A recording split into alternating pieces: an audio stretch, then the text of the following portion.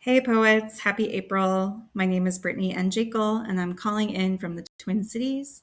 I'll be reading a few poems from my forthcoming chapbook, The Witch's Mouth, as well as a few other pieces. Enjoy! Commute country roads. At first, I needed my little signs: the field of solar panels, the blown out barn, the oversized teepee. But as the weeks passed, the corn grew too tall, and I had to learn my way all over again. Now the machines have roared through, lights burning ferociously, tearing holes in the night fabric.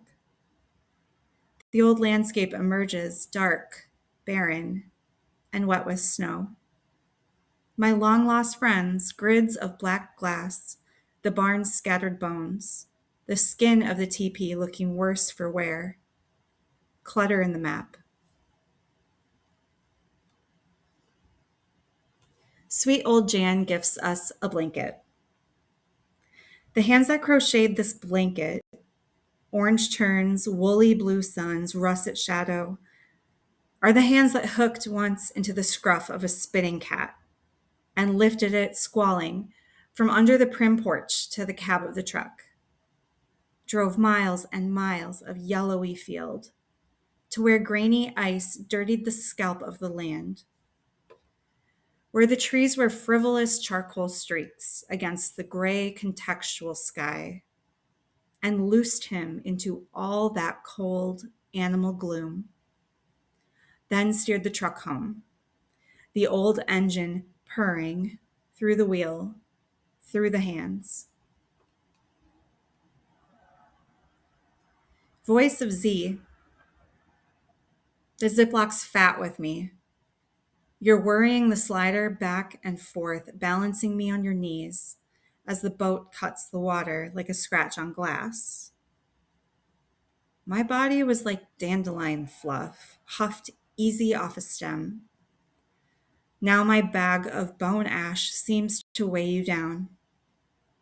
Sister, don't be afraid. Dive in your hand. Toss me out in dusty fistfuls. Make me a ghost, slipping gorgeous through the green lake water. I don't mind. The water's fine. When the bag is empty, you'll go. I'll stay. Can you believe it? Me, the tag-along. Me, the naughty one. I'll stay. I'll stay. Well, not quite.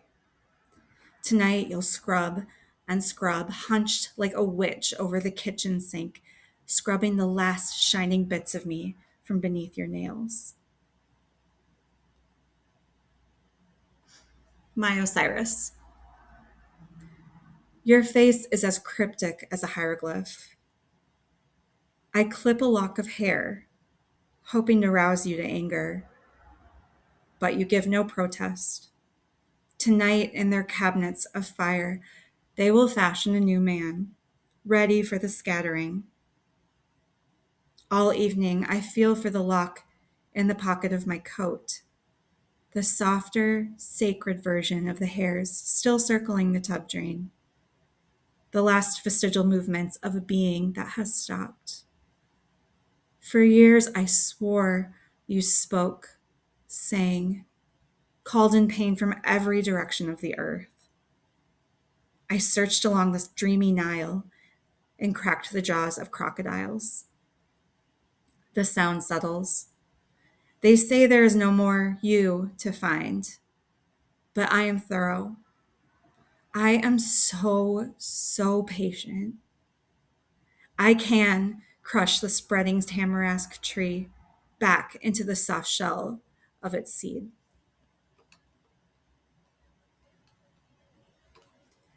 Discord's golden apple. Small god that I was, I preferred working in hearts of artichoke and heads of cabbage, rather than the unstable ropes and nerves of the human spirit. I will not deny seeping sweet, tender gold into an apple's flesh, dazzling the radishes to their roots, the peas in their jackets. But know this, I wore my apple out of love. Men asked for it with their teeth.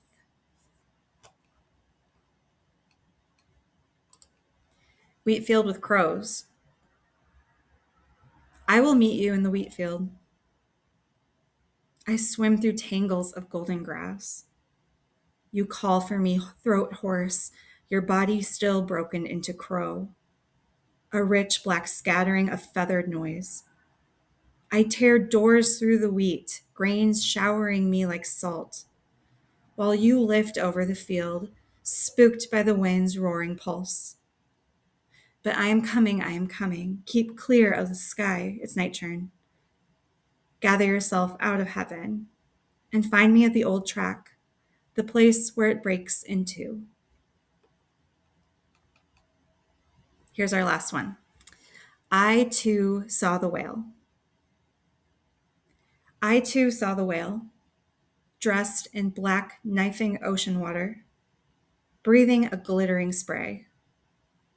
Our vessel, the earth, was shouldering away from the light. Imagine a whale suspended in the pitch.